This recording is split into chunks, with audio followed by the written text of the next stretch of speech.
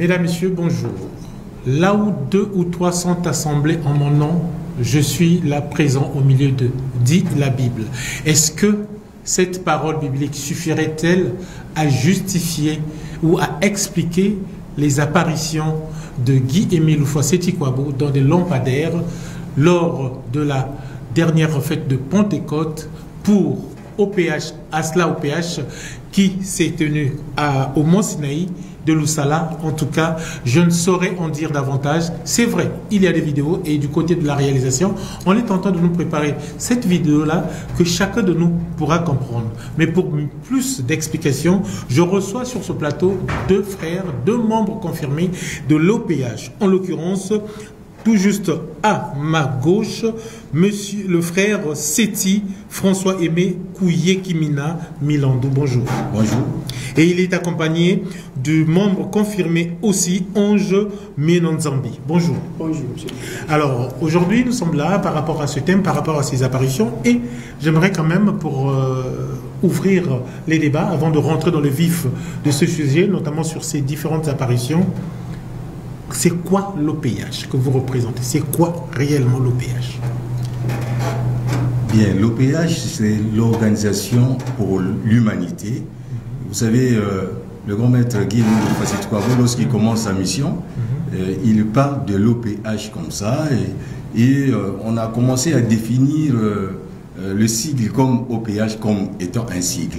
Mais en réalité, chemin faisant, il a démontré que l'OPH, qu'on appelait Organisation pour l'Humanité, en fait, n'était rien d'autre que le nom de Dieu, le nom tout-puissant de Dieu que Dieu a révélé, et il s'appuie sur ce nom-là pour dire qu'au lieu de parler de l'Organisation pour l'Humanité, c'est plutôt le nom nouveau de Dieu, tel que le livre de l'Apocalypse l'affirme.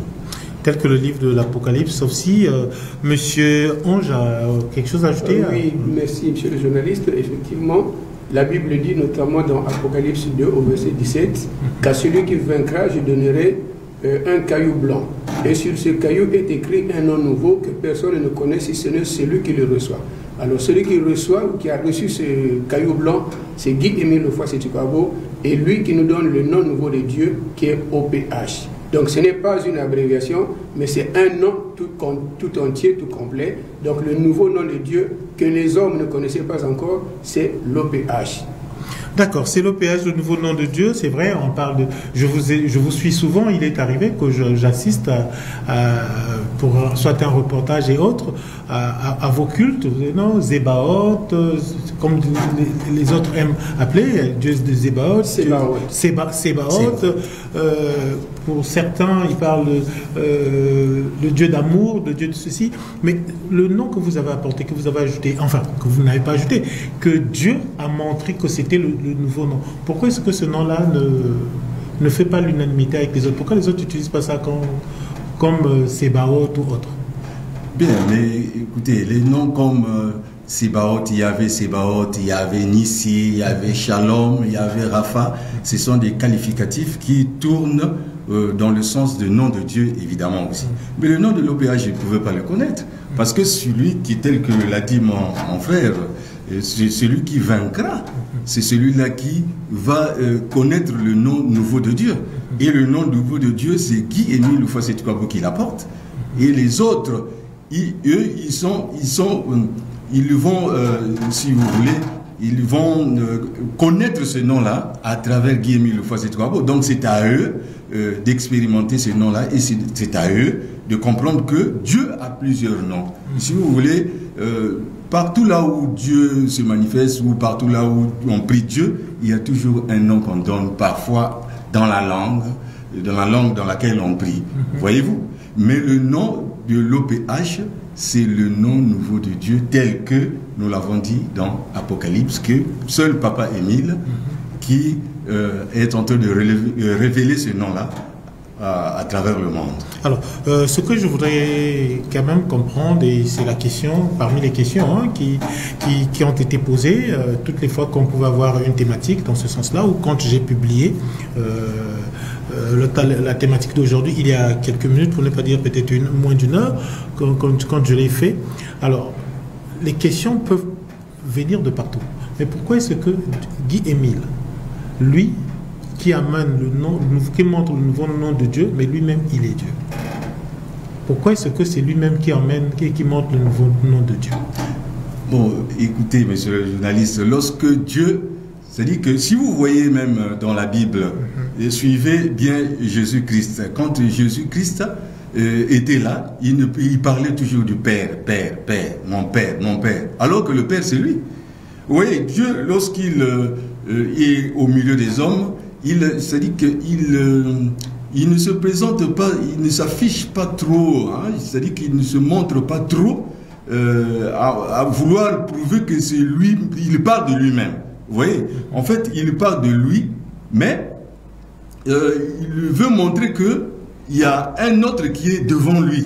Okay. Vous voyez, par exemple, quand Papa Émile vous parle, il vous parle de Jésus. Il parle de Jésus, alors qu'il devait parler de lui-même. Mais vous lirez dans la Bible que lorsque dans leur Trinité, le Père, le Fils et Saint-Esprit, c'est-à-dire qu'ils sont égaux en puissance, ils sont égaux, donc ils ne se sous-estiment pas. Donc là où il ne prend pas toute la totalité, mais il se dit qu'il y a l'Esprit Saint qui est là, il y a le Fils qui est là, mais les trois forment une seule personne. D'accord. Voilà. Oui, frère Ange, on dirait qu'il y a quelque chose qui bien sûr. Nous lisons toujours dans la Bible, lorsque Jésus était avec ses disciples ou ses apôtres, il ne s'était pas d'emblée présenté en tant que Dieu. Non. En tant que Dieu, non. Mais il fut arrivé un jour où il dit à ses apôtres, bon, des gens dans la rue disent que moi je suis un prophète, d'autres disent que moi je suis le chef des démons, et beaucoup de qualificatifs. Mais vous qui êtes avec moi tous les jours, qui suis-je? Et c'est là où Pierre va trouver dire que vous êtes le Messie, le Fils de Dieu. Jésus va répondre à, ce n'est pas de ta propre sagesse que tu as trouvé cette bonne réponse, mais c'est l'Esprit de Dieu, le Saint-Esprit qui te l'a inspiré. Et pourtant, il était avec lui pendant longtemps, mais jamais il ne s'était révélé. Et même là, quand Pierre le dit, c'est vrai qu'il a dit que oui, c'est ça la bonne réponse, mais il ne s'est pas révélé que c'est lui Dieu. Mais par des enseignements qu'il leur donnait, je suis dans le Père est en moi, moi et le Père, nous sommes un, celui qui m'a vu a vu le Père. C'est là où les gens commençaient à prendre conscience qu'on dirait que le type là, c'est Dieu lui-même. Donc vous voyez, Dieu ne peut pas se révéler du coup. Il faut qu'il donne d'abord un enseignement pour enlever toutes les lacunes, et quand il trouvera que là, les gens sont assez mûrs en la parole, et il donne ce qu'il est. Donc c'est comme ça que Guy-Émile Houphouët-Boigny aussi a procédé. Il a donné d'abord l'enseignement de base, et quand il a constaté que le monde est prêt à recevoir la nourriture solide, c'est là où il se révèle lui-même que bon, en fait, il y a longtemps qu'il a commencé. Il a commencé par nous dire que Dieu est noir, le Dieu que nous prions est noir, sans le savoir que c'est de lui-même qu'il parlait. Et quand le moment est arrivé, il s'est révélé que si vous voulez savoir qui je suis, lisez dans Jean 16 de 10 à 15. Ce que vous lirez là-bas, c'est ce que moi je suis. Or, quand on lit dans Jean 16 de 10 à 15, on parle de l'esprit de vérité, on parle du consolateur, du paraclet. Il dit que c'est ce que moi je suis. Alors il y a longtemps que nous sommes avec lui, mais par des flashs, par des messages codés, il se révélait en fait, mais c'est nous qui n'arrivions pas à cerner ou à discerner ce qu'il nous disait. Okay. Vous avez dit tout à l'heure, Dieu est noir, d'après les propos qu'il avait tenus, eh bien, c'est pas une thématique sur ça, on ne va pas revenir là-dessus. Je pense qu'il est déjà arrivé que sur ce plateau qu'on en parle, mais il arrivera encore, hein, puisque il avait dit, les gens ont pris ça chacun à sa façon, et jusqu'à un certain moment, certaines révélations commencent à nous prouver que le jardin d'Éden se trouvait réellement en Afrique, et voilà, dans la partie l'Afrique centrale et autres. Bref, ce n'est pas moi qui le dis, il y a certains témoignages et certains scientifiques qui arrivent à démontrer cela, mais prochainement, sans doute, on reviendra sur cette thématique. Mais aujourd'hui, c'est d'abord sur la grandeur et l'importance de la fête de Pentecôte. Qu'est-ce que cette fête représente pour vous d'abord? Bien, la fête de Pentecôte, Papa Guy-Émile Fossé-Tourabo dit que la fête de Pentecôte, c'est la fête des purifiés. La fête des purifiés. Pourquoi la fête des purifiés? Parce que quand nous prenons la réalisation de la promesse, puisque cette fête, avant qu'elle ne soit ce qu'elle est, les Israélites célébraient une fête qu'on appelait la fête de moisson. Et c'est le jour que pendant l'ère de Jésus, le jour qu'ils partaient célébrer cette fête de moisson, qu'il y eut l'effusion du sang, disons, pas du sang, mais de l'esprit, qu'il y eut effusion de l'esprit. Donc la puissance du Saint-Esprit sur les apôtres, sur les disciples. Et à partir de là, donc la Pentecôte a changé de figure. Ce n'est plus la fête de la moisson qu'ils célébraient avant, c'est maintenant l'effusion du Saint-Esprit qu'ils célèbrent. Alors pourquoi Guy-Émile Fossé-Tourabo dit que c'est la fête des purifiés? Parce que Jésus, avant son départ, il donne une instruction à ses apôtres, à ses disciples. Il dit, n'allez pas loin, restez unis dans la ville de Jérusalem jusqu'à ce que vous recevez la puissance du Saint-Esprit. Et les apôtres étaient réunis en un seul endroit. Ils étaient dans la prière, donc dans la sanctification, dans la pureté. Et voilà pourquoi Dieu avait réalisé ce qu'il leur avait promis, c'est-à-dire le Saint-Esprit qui était venu en eux. Et Guy-Émile Fossé-Tourabo aussi, lui, il est venu pour que l'homme de la terre sache fuir le mal, qu'il s'éloigne du péché. Il nous enseigne comment l'homme peut s'éloigner du péché, ou si il arrivait à pécher accidentellement, comment il peut demander pardon. Donc tout de suite, les frères et sœurs de l'association de Solo Amour, lorsqu'ils ont une fête à préparer, ils prennent les conditions nécessaires pour être dans un état pur, parce que nous allons à la rencontre de Dieu. Donc ne peuvent aller à cette fête que celui qui est purifié, celui qui s'est préparé spirituellement, celui qui a demandé pardon, avec qui il a des litiges, soit au boulot, au travail, dans le quartier, ou même dans sa propre famille. Voilà pourquoi Guy-Émile dit que c'est la fête des purifiés. C'est la fête des purifiés. Alors dernièrement, l'humanité a célébré cette fête de Pentecôte, et chaque courant spirituel a sa manière. Et aujourd'hui, ici au Congo, au niveau de l'ASLA-OPH, il y a eu cette célébration, notamment au Mont Sinaï, au quartier Lusala. Et il s'est passé des choses, mais vraiment des choses, au regard de tous les témoignages que nous avons pu glaner, ou encore la vidéo que nous avons pu suivre. La réalisation va nous balancer cette vidéo. Nous allons suivre un extrait de cette vidéo, et après nous reviendrons pour que vous essayez de nous éclairer ce que nous avons vu, ou ce que nous allons voir, ce que ça signifie réellement pour vous, pour ceux qui nous suivent, ou encore pour les membres de l'Ozolo. Nathan, si tu peux nous conduire dans cette vidéo, ce serait une bonne chose.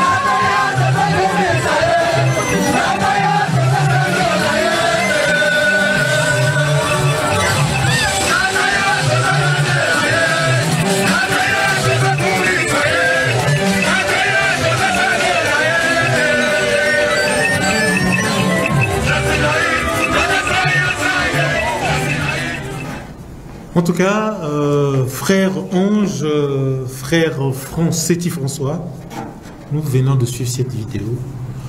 Ce qui est sûr, c'est que les images que je viens de voir, ce que j'ai pu observer dans ce lampadaire-là, il y avait une image.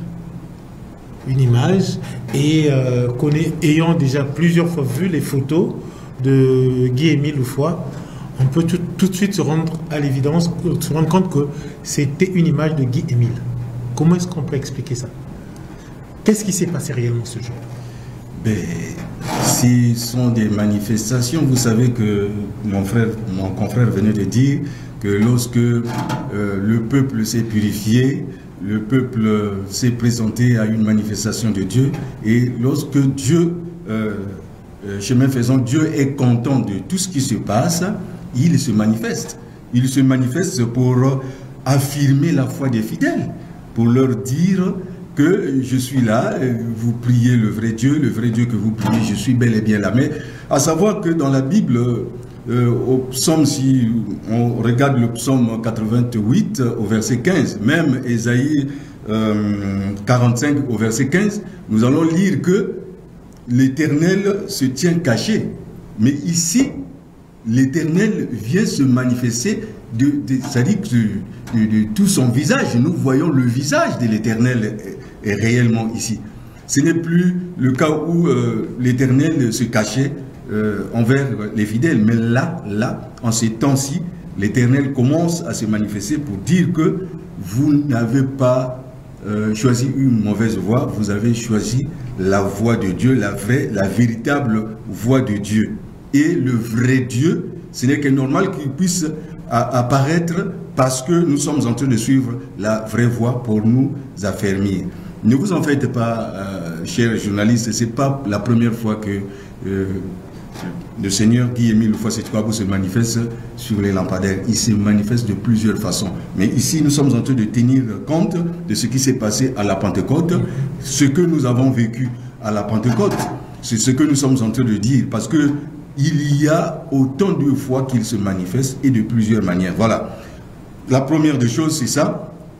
Et Dieu ici nous montre son vrai visage pour dire que puisque nous le prions, nous le louons, nous l'invoquons, il doit se manifester lorsqu'il est content de nous. Si nous sommes en train de suivre les directives, si nous sommes en train de respecter tout ce qu'il est en train de nous dire à faire, à tenir une fête, ce n'est que normal qu'il puisse se manifester. Et nous, ça nous garantit du fait que nous ne sommes pas trompés de chemin, nous prions le vrai Dieu, parce que Dieu, lorsqu'on le prie, il doit se manifester, il doit montrer des signes que vous êtes en train de me prier. Parce qu'il ne suffit pas seulement d'attendre les réponses que ce que j'ai demandé à Dieu est venu, mais il faut plutôt aussi vivre sa présence.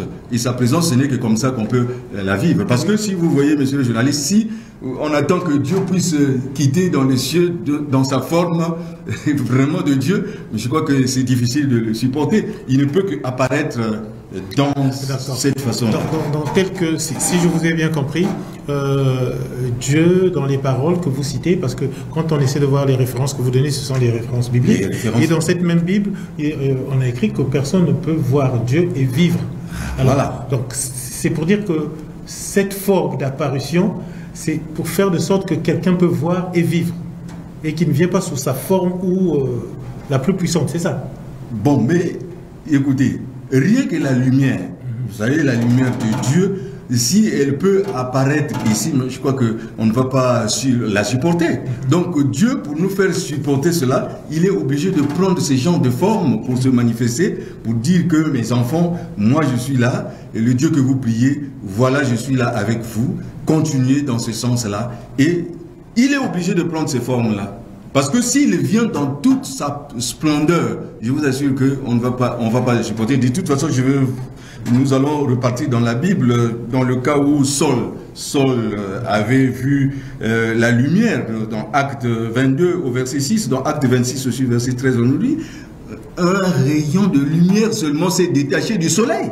Il l'a frappé dans les yeux, mais il n'a pas pu supporter ça. C'est un rayon seulement qui l'a frappé. Mais ce rayon-là, lorsqu'il a quitté le ciel en venant vers là où ils étaient, mais ça avait envahi toute la zone là où Paul était, avec tout ce qui était à côté.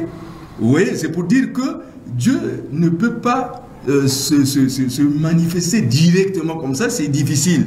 C'est difficile qu'il se manifeste comme ça. Nous sommes des humains, nous commettons beaucoup de péchés. Pour se présenter à Dieu, il faut être pur dans les conditions que Dieu veut, mais c'est difficile pour nous, les humains. Donc, il est obligé de se manifester de cette façon-là, pour que nous puissions au moins supporter sa présence, le voir et... Oui, frère Ange, je voudrais que vous voulez... Oui, merci. Toujours, il y a quelque chose à ajouter. Dès le départ, vous avez dit que là où 2 ou 3 personnes sont réunies en mon nom, je suis au milieu d'eux. Alors, c'est Jésus qui dit cela à ses disciples. Effectivement, lorsque les gens prient le vrai Dieu, tels que les apôtres, les disciples, quand ils priaient, puisque Jésus leur avait déjà dit que jusque-là, vous n'avez encore rien demandé en mon nom. Dès à présent, demandez en mon nom et vous recevrez ce dont vous allez demander, pour que votre joie soit parfaite.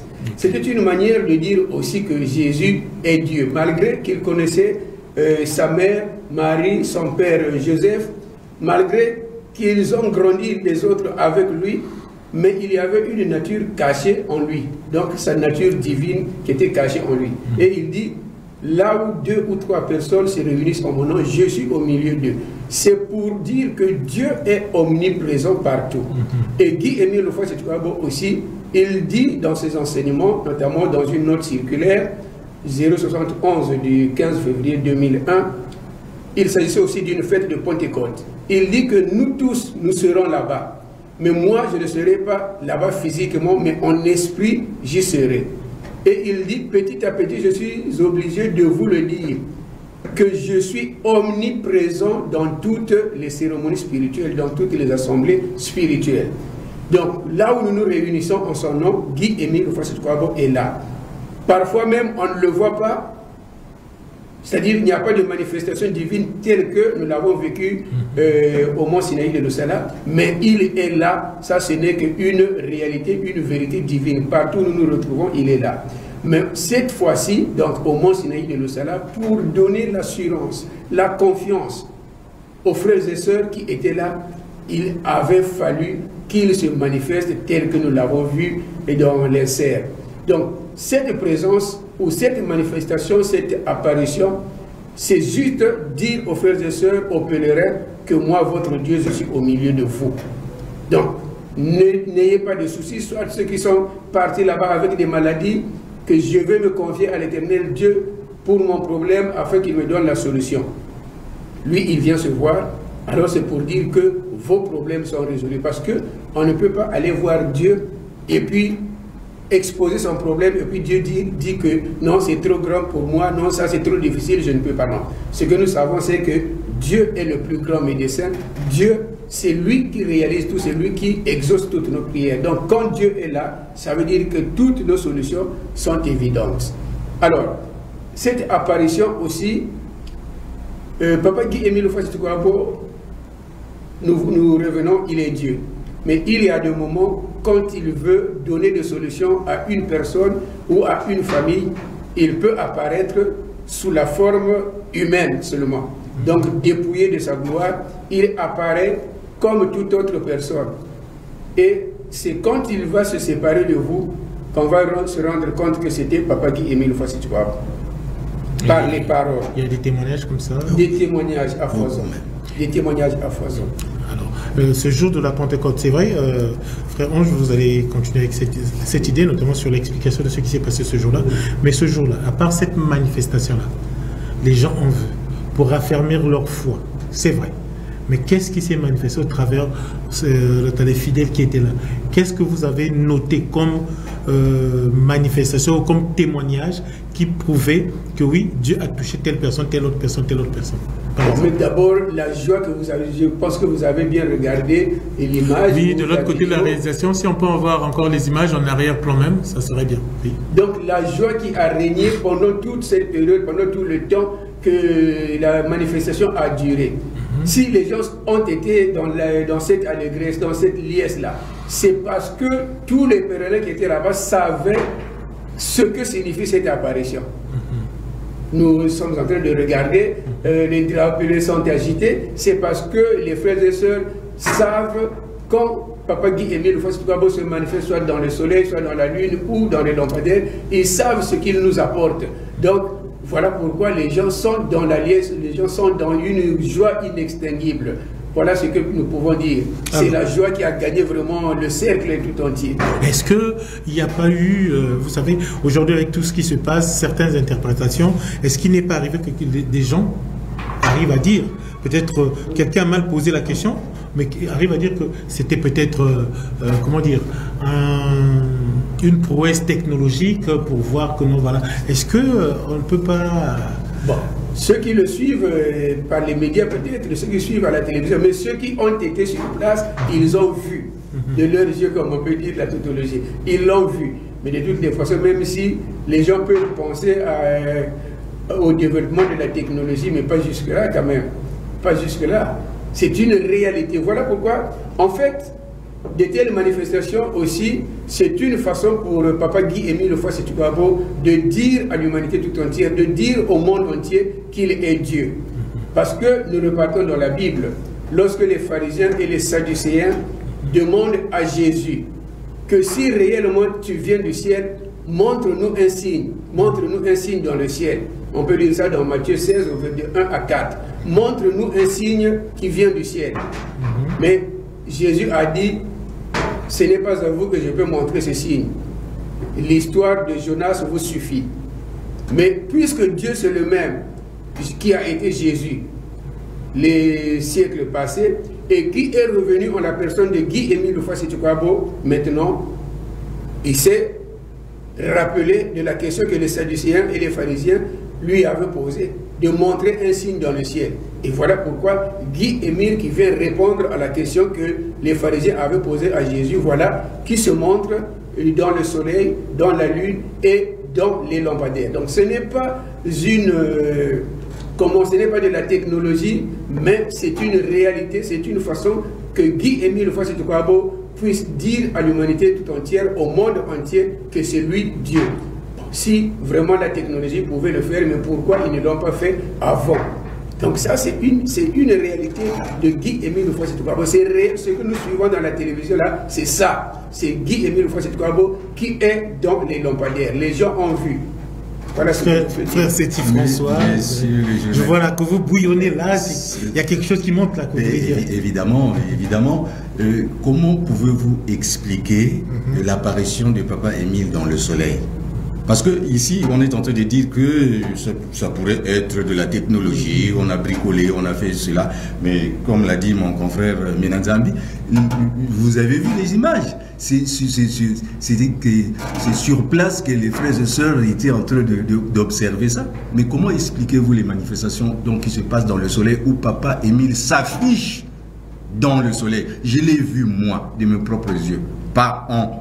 Je l'ai vu, et tous ceux qui disent qu'il s'est manifesté, évidemment, il se manifeste. Mais comment on peut expliquer le soleil qui chauffe autant de fois? Vous-même, vous imaginez quel genre de crématoire qui peut avoir la température du soleil, mais là-bas, c'est quoi qu'on va afficher là-bas? Et comment cette photo-là apparaît, ou si c'est une photo, ou c'est réellement lui-même, même que ça peut être lui-même. Vous dites que vous avez vu vous-même, c'était pas la télé que vous avez vu? Non, ça là, la manifestation là, j'ai vu pas celle-là, vous avez parlé de manifestation. La manifestation dans le soleil. Dans le soleil. Moi, je l'ai vu maintes fois, 3 fois, je crois bien, parce que pour la première fois, nous étions à Arad en pleine fête. Évidemment, j'ai vu dans le soleil, monsieur le journaliste. Ce n'est pas que quelqu'un qui est venu me dire, parce que quand nous sommes là, dans le soleil, c'est pas facile de voir, hein.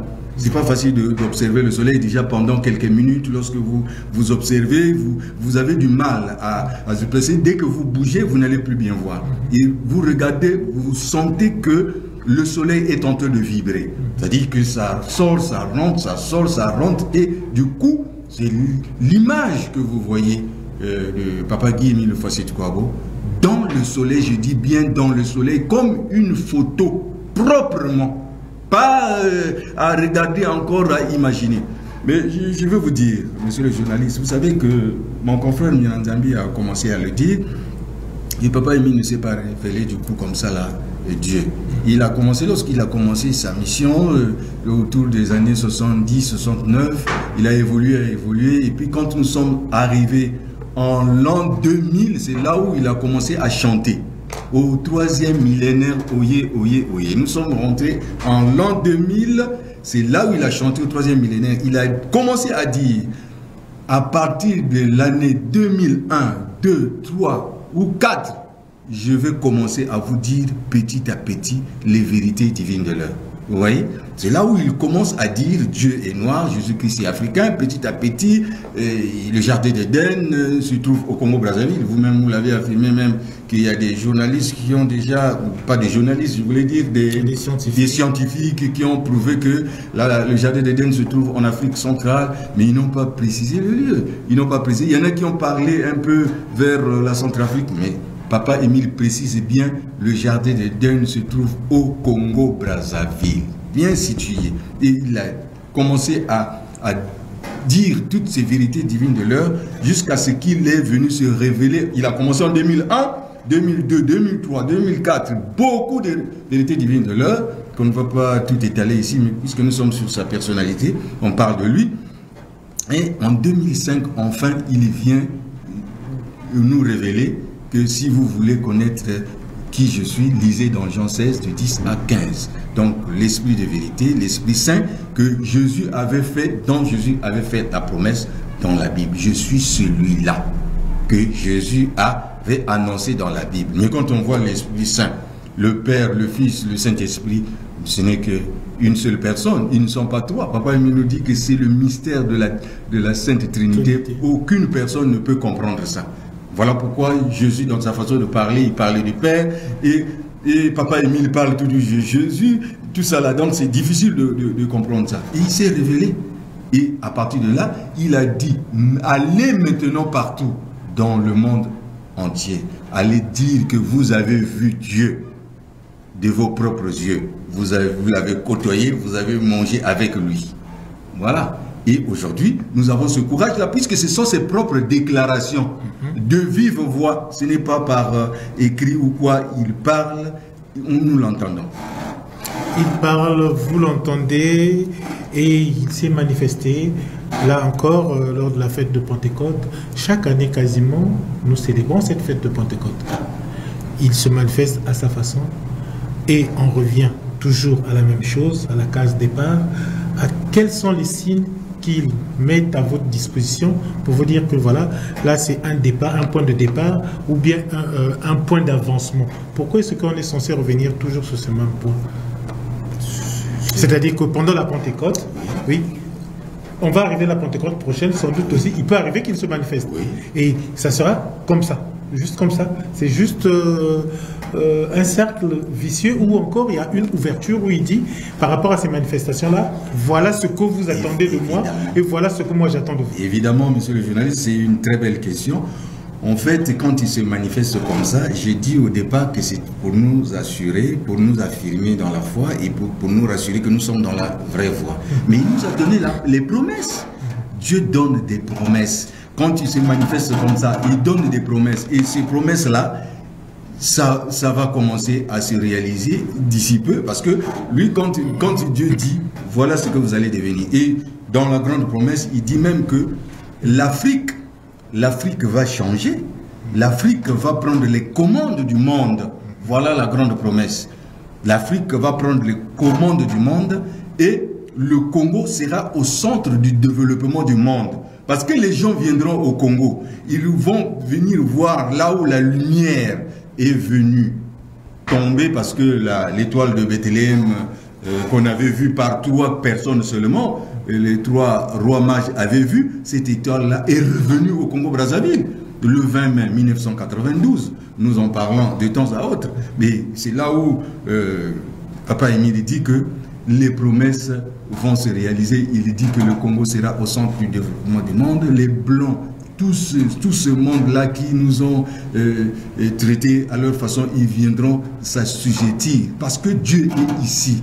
Dieu est venu construire au mont Carré, là où la lumière est venue tomber. Dieu est là. Il est là avec ses patriarches.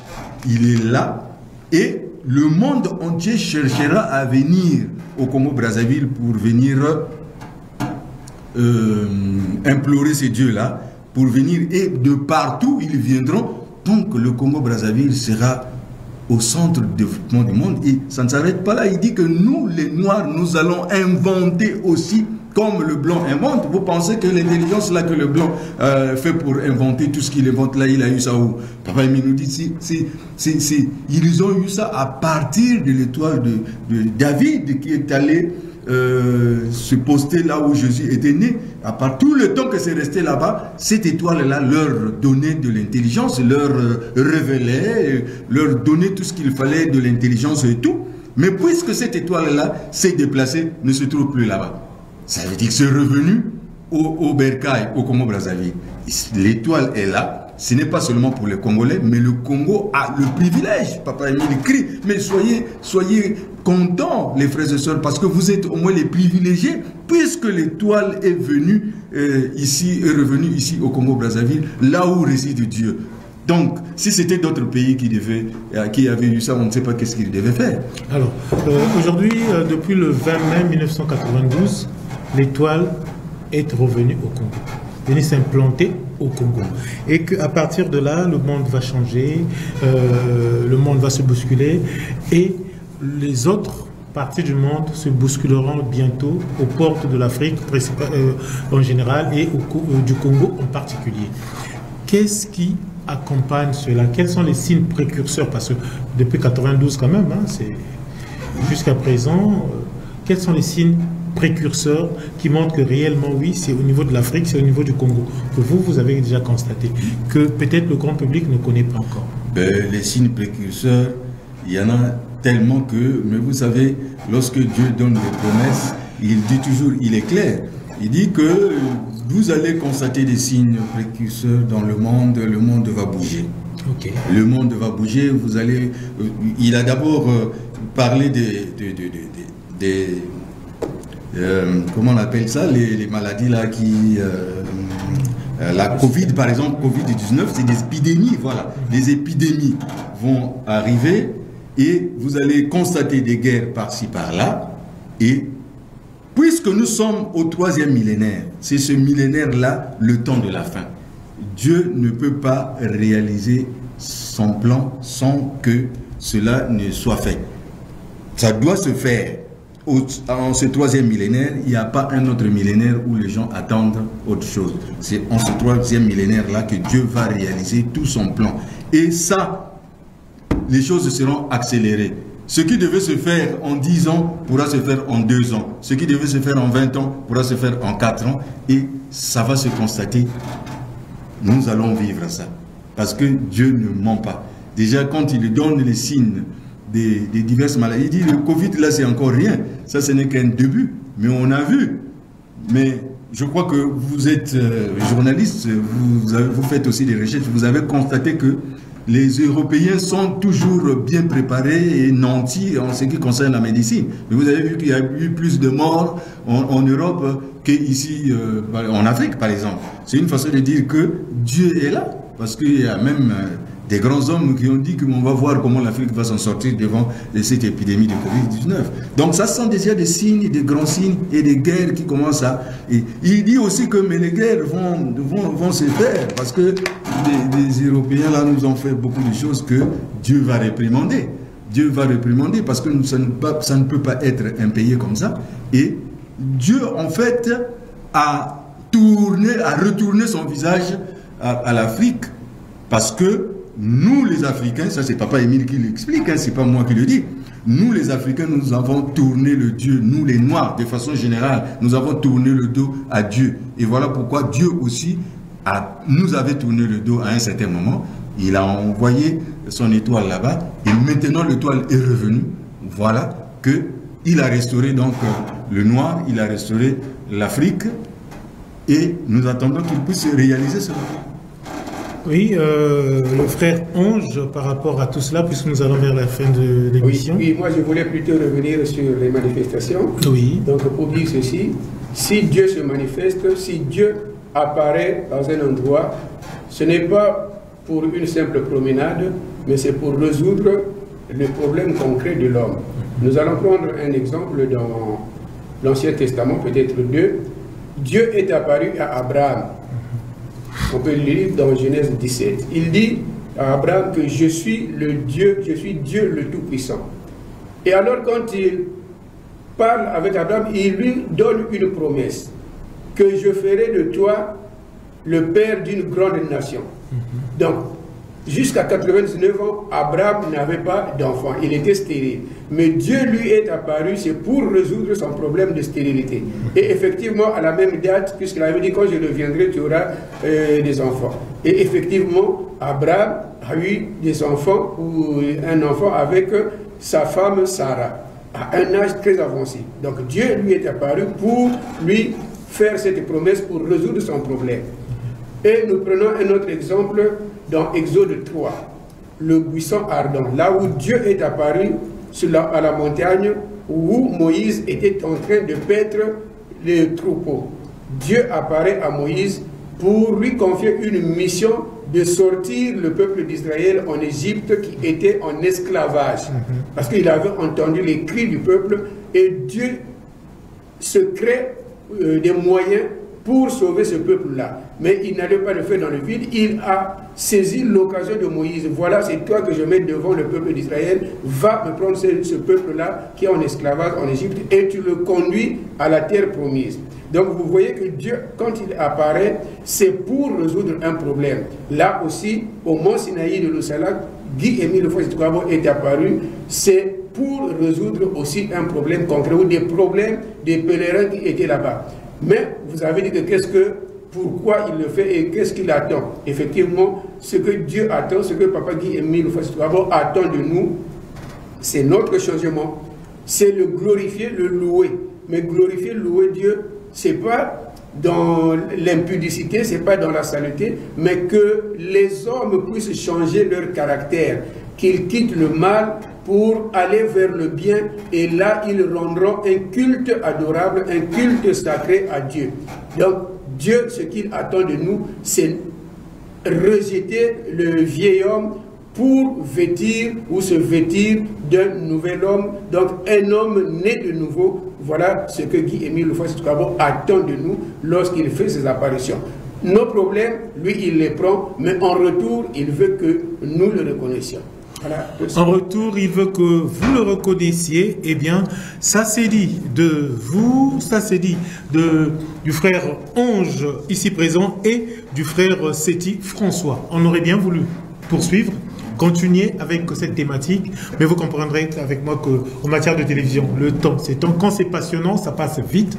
Ça a été très passionné, ça a été très passionnant. Alors moi, tout ce que je pourrais dire, et à l'endroit des téléspectateurs, eh bien, j'ai posé une question de savoir sur les manifestations qui se sont passées, à part sa manifestation dans une lampe, mais envers les fidèles, qu'est-ce qui s'est passé?